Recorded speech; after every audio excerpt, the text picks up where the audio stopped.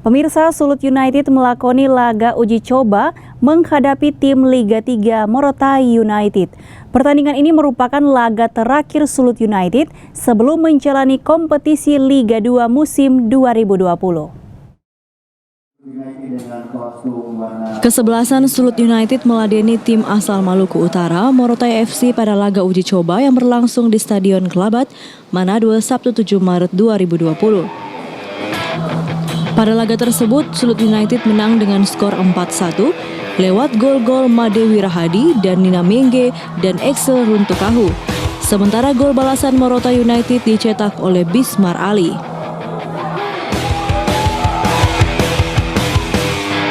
Pelatih kepala Sulut United Ricky Nelson menuturkan jika laga uji coba ini merupakan laga terakhir sebelum melakoni laga perdana Liga 2 musim kompetisi 2020. Di mana pada laga perdana nanti akan menghadapi tuan rumah PSBS Biak.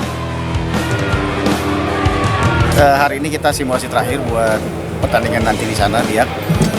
Ya masih ada beberapa hal yang perlu kita antisipasi. Paling tidak saya senang sekali karena lawan Morotai kurang lebih mau menggambarkan kira-kira Biak mainnya hampir sama. Jadi kita punya gambaran nanti untuk antisipasi lawan seperti apa dan bagaimana kita coba untuk mengalahkan mereka di sana. Sementara itu pelatih Morotai United menyampaikan terima kasih karena dengan uji coba ini menambah jam terbang anak asuhnya yang baru promosi ke Liga 3. Artinya kita ini kan baru promosi ke Divisi 3, otomatis sudah berapa tingkat kita di atas kita kan, ya otomatis memang kalau saya lihat mereka punya pengalaman,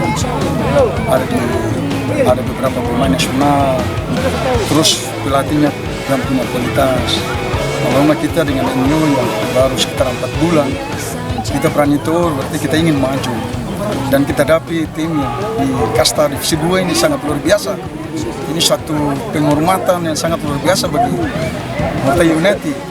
Morotai United hari Senin ini akan beruji coba menghadapi Panther FC di lapangan Unsrat Manado dan Rabu nanti akan berhadapan dengan Persmin Minahasa di Stadion Maesa Tondano.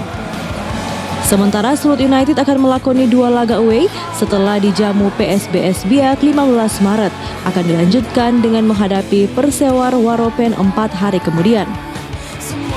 Paul Bawole melaporkan untuk Kawan Nuha TV.